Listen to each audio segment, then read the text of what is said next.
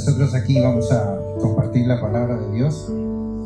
Hoy es un día, ¿no es cierto?, donde todo el mundo conmemora o recuerda ese inicio, ¿no es cierto?, de ese gran sacrificio que hizo el Señor Jesucristo allí en la cruz del Calvario. Entonces quise hacer un análisis un poquito de esa actividad, de ese acontecimiento, ese día domingo, ¿no es cierto? Hoy lo llaman el Domingo de Ramos, ¿no es cierto? Tal vez mal llamado el Domingo de Ramos, pero secularmente se lo conoce así. Es un buen momento para aprovechar y reflexionar sobre nuestra condición con Dios, nuestra relación con Dios, y pensar un poquito, ¿no es cierto?, también como iglesia, como miembros, como hijos de Dios, cuál es qué valor le estamos dando a ese sacrificio que el Señor hizo por nosotros. Así que quiero analizar con ustedes y de paso conocer un poquito la historia. Lucas, el capítulo 19, el versículo 28, lo vamos a ver hasta el 38. Lucas 19, 28 al 38. Y vamos a ver un poquito este acontecimiento ahí desde el origen. Todas las cosas es importante, ¿no es cierto?, analizar el origen y ver un poquito esos acontecimientos para que podamos aprender algo que pueda ser útil para nuestra vida en estos días. Dice este pasaje, lea conmigo, Lucas 19, versículo 28 al 38, dice de esta manera: dicho esto, iba adelante subiendo a Jerusalén, y aconteció que llegando cerca de Betfagé y de Betania, al monte que se llama de los Olivos, envió dos de sus discípulos, diciendo: id a la aldea de enfrente, y al entrar en ella hallaréis un pollino atado, en el cual ningún hombre ha montado jamás. Desatadlo y traedlo. Y si alguien os preguntare, ¿por qué lo desatáis?, le responderéis así: porque el Señor lo necesita. Fueron los que habían sido enviados y hallaron como les dijo. Cuando desataban el pollino, sus dueños le dijeron: ¿por qué desatáis el pollino? Ellos dijeron: porque el Señor lo necesita. Y lo trajeron a Jesús. Y habiendo echado sus mantos sobre el pollino, subieron a Jesús encima. Y a su paso tendían sus mantos por el camino. Cuando llegaban ya cerca de la bajada del monte de los Olivos, toda la multitud de los discípulos, gozándose, comenzó a alabar a Dios a grandes voces por todas las maravillas que habían visto, diciendo: bendito el Rey que viene en el nombre del Señor, paz en el cielo y gloria en las alturas.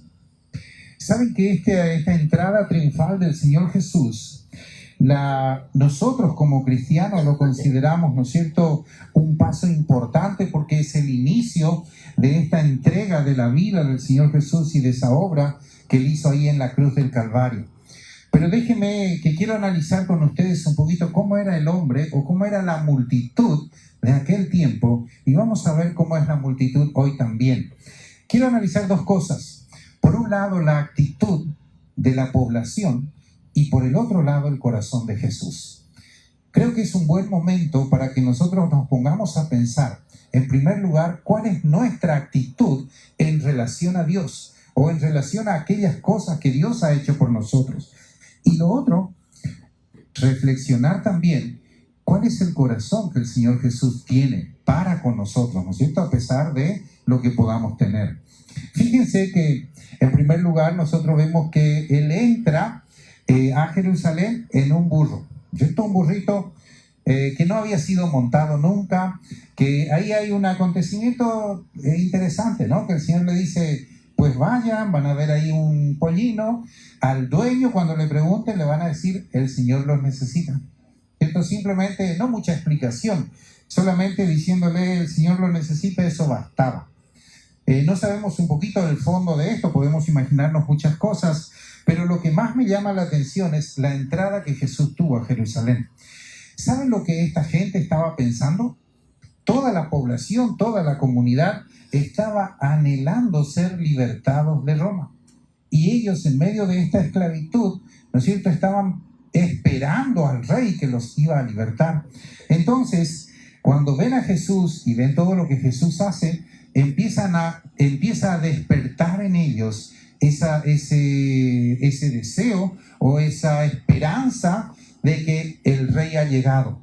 Y entonces cuando traen el pollino o el burrito, lo que hacen es sacar sus mantas, ¿no es cierto? Lo ponen sobre el burro, le suben a Jesús y empiezan a aclamarle como rey. Esa era la acción. ¿Creen ustedes que toda esta población que le seguía, incluidos los discípulos, sabía por qué razón Jesús estaba entrando a Jerusalén, descendiendo a Jerusalén? Ninguno de ellos sabía. Nadie sabía nada. Póngase en el papel de esa persona, esa gran multitud que está ahí, ¿no es cierto? Ahora ven a Jesús, lo cargan en el burrito, ponen sus mantas, ¿no es cierto?, para que él vaya cómodamente, y entonces, ahora sí, le empiezan a proclamar. Pero ¿cómo que le empiezan a proclamar? Bendito el Rey que viene en el nombre del Señor, paz en el cielo y gloria en las alturas. Usted y yo diríamos el Rey nuestro, el Rey que nos vino a salvar, y pensaríamos en la imagen espiritual del Rey, ¿no? Esta gente no estaba pensando de esta manera. Esta gente estaba pensando simplemente en alguien que los iba a salvar del problema actual que ellos tenían, de esa esclavitud en la cual ellos estaban viviendo. Y honestamente, ellos lo estaban proclamando rey. O sea, rey para gobernar la ciudad, para gobernar esa nación, para liberarles de la esclavitud. Y ese era el propósito con el cual ellos lo enaltecen, le ponen las palmas, ¿no es cierto? Cortan palmas, se dice palma porque esa era la plantación que había en aquel tiempo, pero ahí dice que cortaba, Lucas no menciona, pero Mateo sí lo menciona, que cortaban gajos de los árboles, ¿no es cierto? Y los tendían ahí para que el Señor Jesús como rey pudiera pasar. Pero, ¿qué es lo que estaba expresando esta nación o esta población? Simplemente una gran necesidad de libertad, de una persona que llegara a sacarles de una esclavitud que ellos estaban viviendo. Y saben que este acto no era casualidad. Cuando un rey entraba a Jerusalén o a cualquier nación en aquel tiempo con una de venir de una batalla, sucedía este acontecimiento. El pueblo entero lo esperaba. Y cuando el rey empezaba a entrar, entraba primero el rey, pero en un caballo, ¿no es cierto?, elegante, fuerte, armado. Detrás venían todos los soldados y detrás venía todo lo que ellos habían conquistado. Esclavos, riqueza, todo lo que ellos fueron a conquistar, ¿cierto? Y esto era normal. Esta era una acción que esta nación estaba acostumbrada a vivir.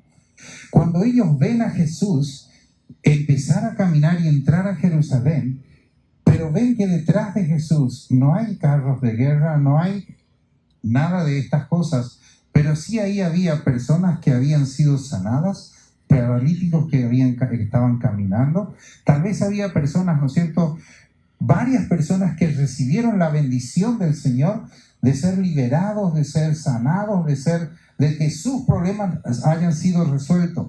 Y esta era la victoria de este rey. De alguna manera el pueblo entendía que eso que él traía detrás era, ¿no es cierto?, el tesoro o la autoridad que él tenía para gobernar esa nación y para ofrecerles a ellos esa libertad. Uno no ve allí, ¿no es cierto?, grandes soldados, pero sí puede ver muchas personas detrás del Señor que le seguían a él porque han recibido esa bendición de esos milagros, ¿no es cierto?, extraordinarios que Jesús hizo. Entonces, ¿cómo no proclamar a este hombre como rey cuando la imagen que ellos tienen, ¿no es cierto?, de un rey que entra victorioso, es detrás del rey tiene que venir, ¿no es cierto?, el ejército y la recompensa. Se unen ellos y detrás vienen todos aquellos acontecimientos que el Señor había hecho.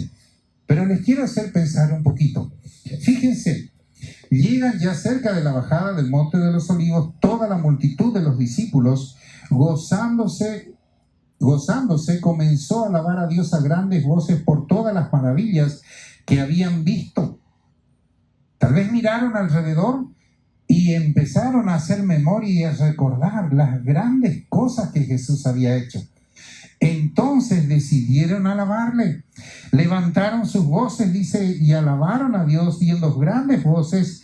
¿Y qué proclamaron? Bendito el Rey que viene en el nombre del Señor, paz en el cielo y gloria en las alturas. Fíjense que proclaman la gloria de Dios, ¿no es cierto? Pero ellos no están sabiendo de que Él está camino a la cruz. Eso ni idea tenían, ¿no es cierto? En otras palabras, ellos estaban creyendo que llegó el Mesías, el Salvador, y que de esta manera iba a llegar la salvación para esta nación. Pero fíjense que hay un detalle por allí que quiero que leamos juntos. Leamos desde el 35. Y lo trajeron a Jesús y habiendo echado sus mantos sobre el pollino, subieron a Jesús encima. Y a su paso tendían sus mantos por el camino. Cuando llegaban ya cerca de la bajada del Monte de los Olivos, toda la multitud de los discípulos. Fíjense que ahí estaban los discípulos también. Aquellos que el Señor había escogido y que había trabajado con ellos y que había compartido con ellos. Probablemente ahí había más gente, ¿no es cierto?, que había caminado con Jesús mucho tiempo durante su ministerio. Nadie sabía lo que iba a pasar, pero estaban honrando y glorificando a Dios. ¿Por qué? Por las grandes bendiciones que ellos habían visto en sus vidas al caminar con Jesús, ¿cierto? El beneficio que ellos habían tenido hasta ahora era mucho, era grande, y entonces decidieron exaltarle, decidieron hacerle rey, y entonces decidieron también glorificar a Dios, dar gracias a Dios. ¿Por qué? Porque le había enviado a aquel que le iba a salvar para ellos de la esclavitud. Este grupo de personas, hermanos, si usted lo analiza, usted se da cuenta que cuando ellos vieron a Jesús, vieron todo el resultado detrás de Jesús, todas las personas que probablemente Jesús había sanado, levantado paralíticos, hecho grandes cosas. Entonces, al ver ese beneficio, no solamente ellos deciden unirse y seguirle, sino deciden alabar a Dios también. Déjenme decirles y mirar la otra parte de esta multitud. No todos, no podemos decir que todos, pero la gran parte de esta multitud, una semana después, iba a tener un pensamiento diferente. Iba a hacer algo diferente. ¿Por qué? Leamos un poquito allí en Lucas el capítulo 23, el versículo 15 al 24. Lucas 23, 15 al 24. Dice: me habéis presentado a este como un hombre que perturba al pueblo, pero habiéndole interrogado yo delante de vosotros, no he hallado en este hombre delito alguno de aquellos que le acusáis. Y ni aun Herodes, porque os remití a él, y aquí nada digno de muerte ha hecho este hombre. Le soltaré pues después de castigarlo. Esto estaba diciendo Pilato, ¿cierto? Después de tomarle, le manda a Herodes, resulta que Herodes tampoco le encuentra nada, Pilato tampoco, y les reclama a ellos: yo no encuentro ningún delito en él. O sea, no hay razón para que le castiguemos. Y entonces el 17 dice: y tenía necesidad de soltarle uno en cada fiesta. En esa oportunidad, ¿cierto?, había una costumbre que se soltaba a uno en cada fiesta, se le daba esa libertad, ¿no es cierto?, el pueblo debía escoger. Entonces ustedes conocen la historia, lo trajeron a Barrabás y resulta que le dejaron salir a Barrabás en vez del Señor. Dice: mas la multitud dio voces a una, diciendo: fuera con este y suéltanos a Barrabás. Este había sido echado en la cárcel por sedición en la ciudad y por un homicidio. Les habló otra vez Pilato queriendo soltar a Jesús, pero ellos volvieron a dar voces diciendo: crucifícale, crucifícale. Él les dijo por tercera vez: pues qué mal ha hecho este, ningún delito digno de muerte he hallado en él. Le castigaré pues y le soltaré. Mas ellos instaban a grandes voces pidiendo que fuese crucificado, y las voces de ellos, de los principales sacerdotes, prevalecieron. Entonces Pilato sentenció que se hiciese lo que ellos pedían. Y el último pasaje dice: y se le soltó a aquel que había sido echado en la cárcel por sedición y homicidio, a quienes habían pedido, y entregó a Jesús a la voluntad de ellos. ¿Creen ustedes que era la misma población? Yo creo que un grupo sí, ¿cierto? Un buen grupo de los que estaban alabando a Dios y exaltándole en la entrada de Jerusalén. Creo que un buen grupo estaba ahí también. Y si no estaba con ellos diciendo crucifícale, estaban cerca, calladitos, sin decir nada, sin brindar oposición ni oponerse. Quiero que pensemos un poquito, hermanos, cómo somos los seres humanos, usted y yo. cómo eran los seres humanos antes y cómo seguimos siendo hasta hoy. ¿Saben qué pasa con esta multitud?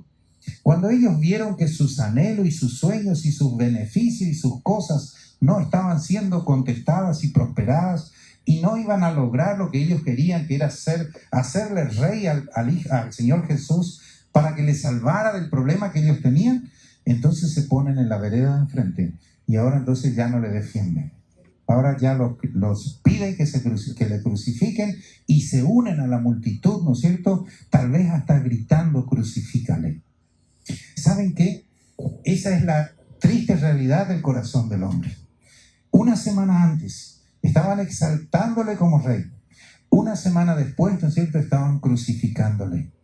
¿Por qué razón? Simplemente porque no había contestado a sus expectativas, a lo que ellos anhelaban que él fuera, a lo que ellos esperaban de él. ¿Cuántas veces tú y yo hacemos lo mismo en nuestra vida con Dios? Creemos que Dios no cumple con nuestras expectativas y también nos estamos poniendo en la vereda de enfrente, reclamando a Dios y diciéndole a Dios, ¿no es cierto?, cuántas cosas, o pensando, ¿no es cierto?, que no vale la pena servir al Señor, no vale la pena seguirle, ¿no? Porque no llenó mis expectativas. Fíjense ese es el corazón del hombre. Tal vez si tuviéramos más tiempo podríamos analizar un poquito más y ver, ¿no es cierto?, cómo el ser humano reacciona tan rápidamente y tan rápidamente cambia de actitud y cambia todo, ¿no es cierto? No importa lo que pase, lo que importa es ese yo, ese egoísmo personal que tenemos, que necesitamos que sea lleno, satisfecho y que queremos salir adelante. A veces estamos pidiendo prosperidad tal vez y bueno, no, la prosperidad no llegan las oraciones contestadas y nos desanimamos y nos ponemos en la vereda de enfrente. Entonces ya no le servimos, ya no le seguimos, ya no nos interesa lo que pasa, ¿no es cierto? ¿Por qué? Porque Dios teóricamente no llenó nuestras expectativas.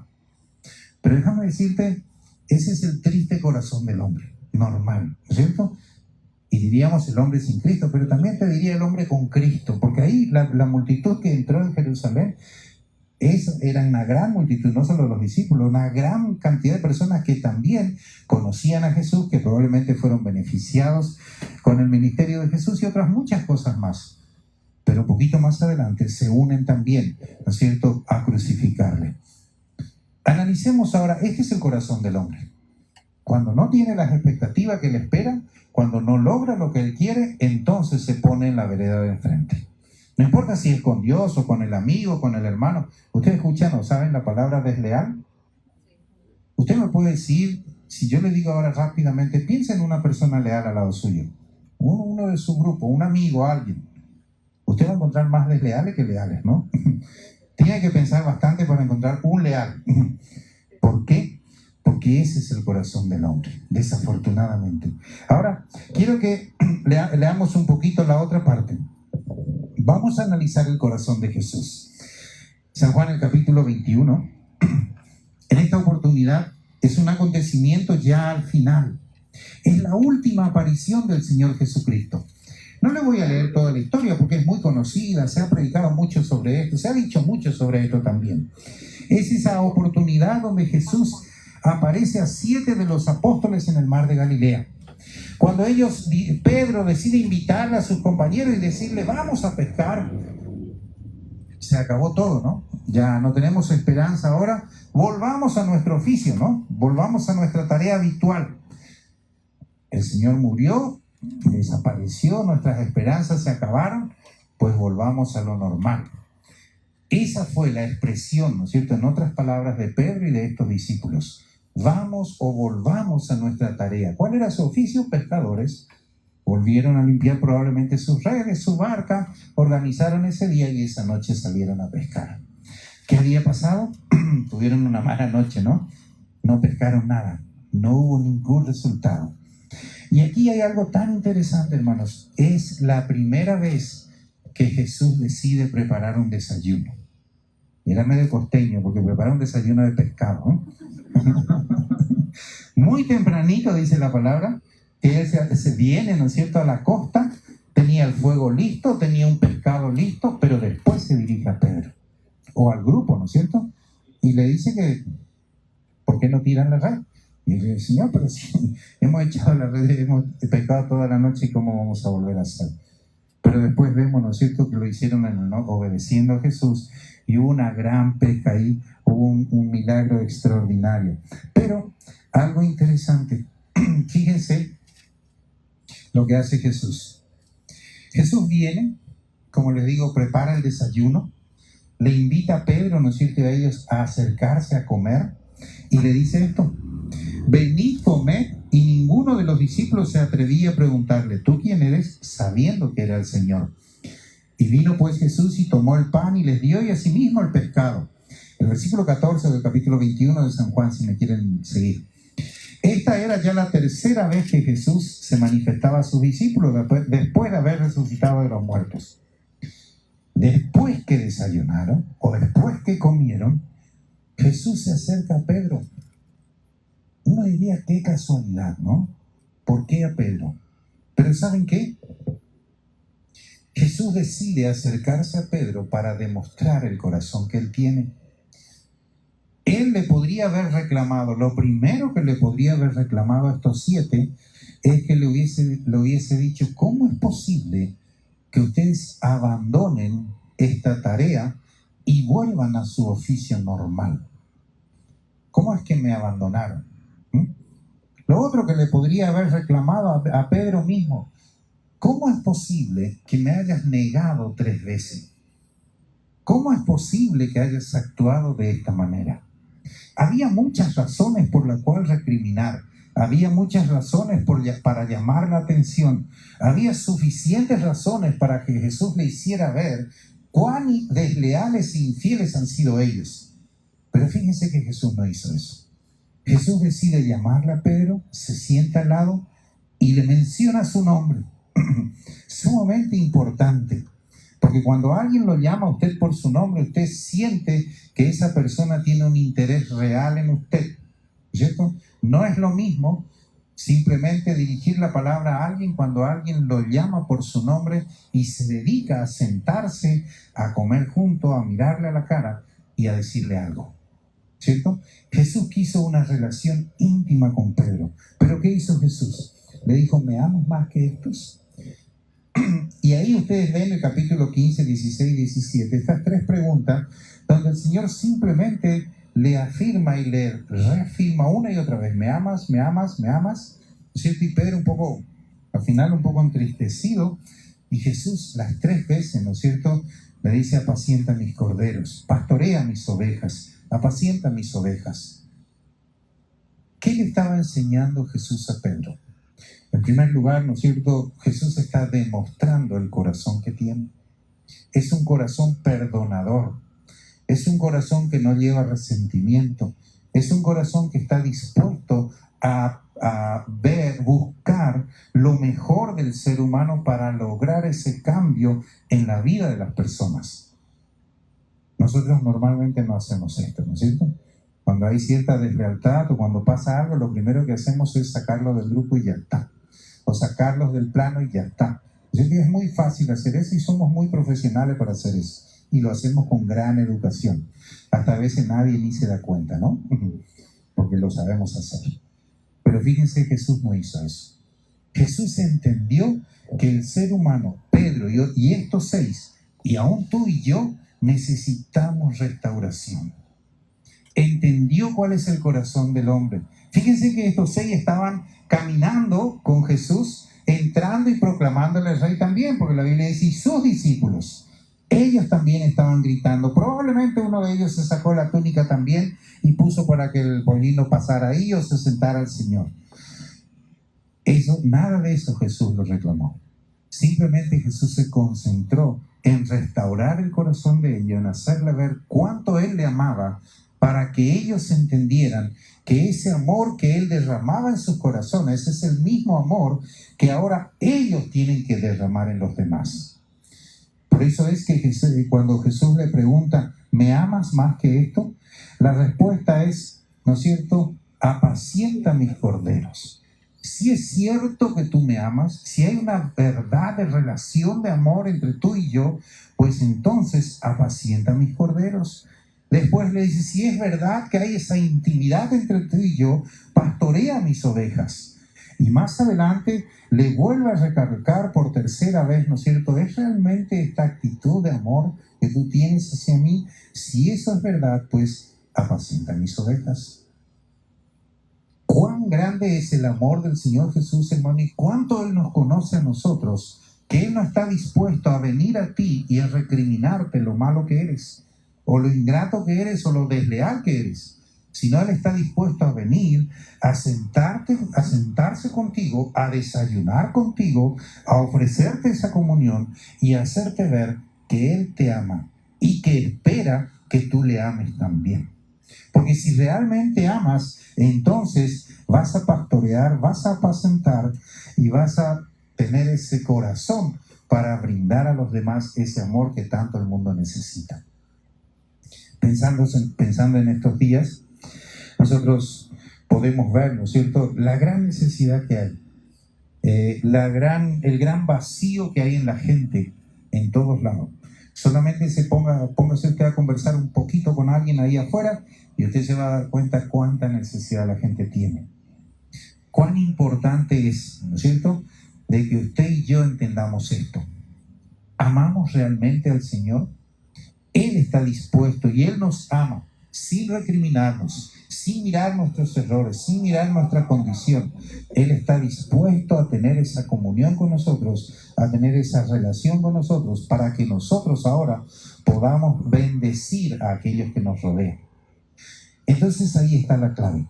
Por eso le decía que quería analizar estos dos, el corazón de la multitud y el corazón de Jesús. Fíjense qué gran diferencia, ¿no?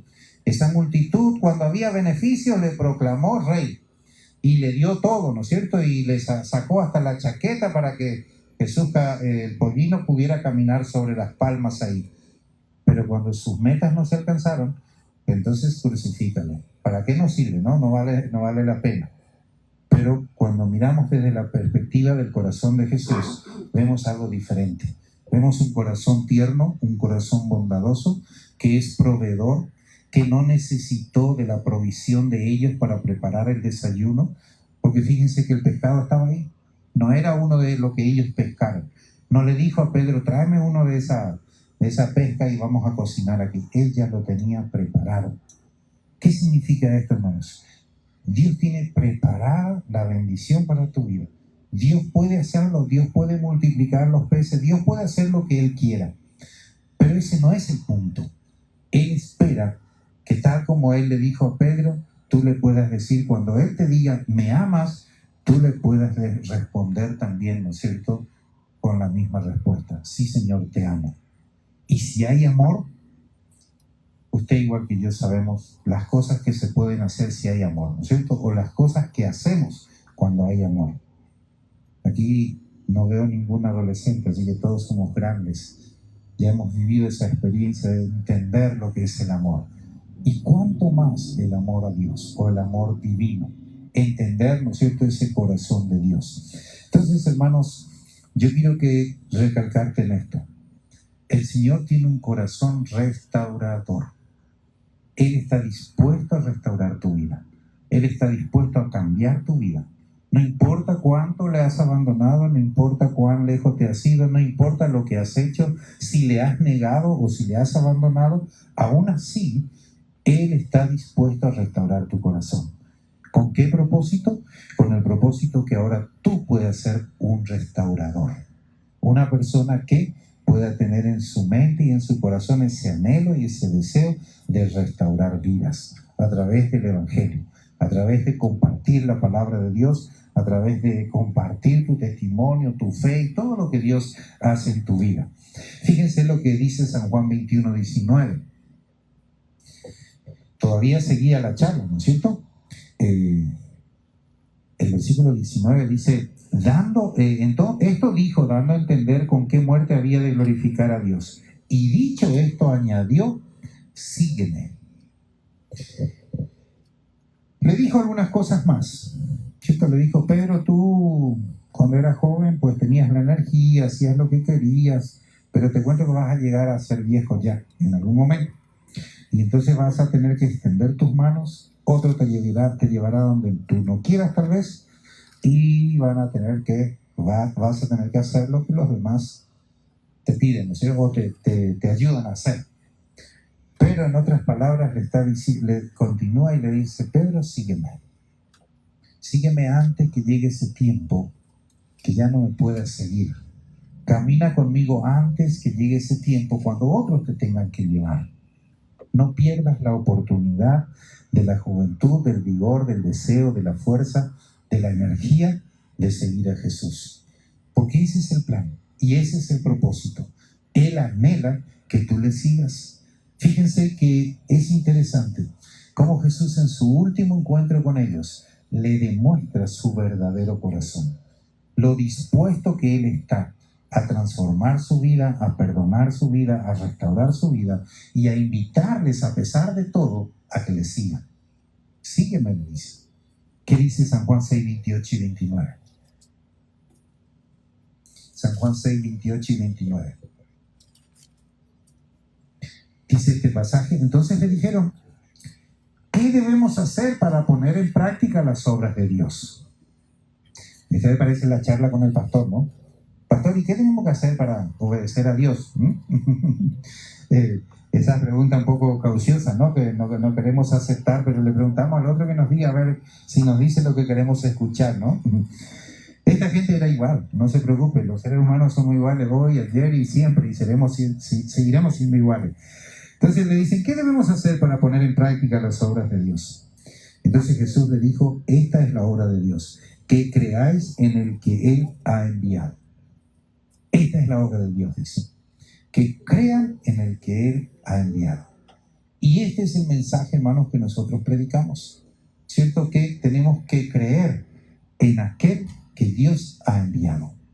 ¿Cuántas veces nosotros como hijos de Dios, siendo hijos de Dios, todavía no creemos? Todavía no aceptamos, ¿no es cierto?, esa disposición que tiene Dios para cada uno de nosotros. Hermanos, si hoy nos preguntáramos, ¿qué debemos hacer para poner en práctica las obras de Dios? Yo creo que la respuesta, si el Señor tuviera que respondernos, nos diría, sígueme. ¿Cómo vamos a seguir a Jesús? Haciendo lo que Él hizo, teniendo un corazón compasivo, teniendo un corazón restaurador, teniendo un corazón bondadoso para demostrar a los demás el amor de Cristo. Y creo que ahí está la clave, ¿no es cierto? Siempre digo a aquellas personas con las cuales estamos compartiendo en el ministerio, siempre le he dicho, cuando por ahí preguntan, y pastor, ¿y qué es esto o lo otro? Entonces simplemente les digo, todo lo que yo estoy haciendo por ti, hazlo tú con los demás. Lo poco o mucho que yo estoy haciendo por ti, pues ahora yo espero que tú hagas con los demás. Es lo mínimo que espero, ¿no es cierto? A veces no vemos el resultado que esperamos, a veces sí, pero eso es normal. Pero esto es lo que Jesús estaba esperando. Él le dijo a Pedro, sígueme. Pero antes de decirle sígueme, le dio una lección de amor, de comprensión, de restauración. Hermanos, esa es nuestra tarea. Empecemos a amar al mundo, empecemos a restaurar las vidas y empecemos a trabajar para que ellos conozcan al verdadero Hijo de Dios. Porque esa es nuestra misión, ¿cierto? Si el mundo conoce al verdadero Hijo de Dios y tiene comunión con Él, créame que las cosas van a cambiar. Definitivamente, ¿no es cierto? Nadie más que Él puede cambiar las vidas y restaurar las vidas.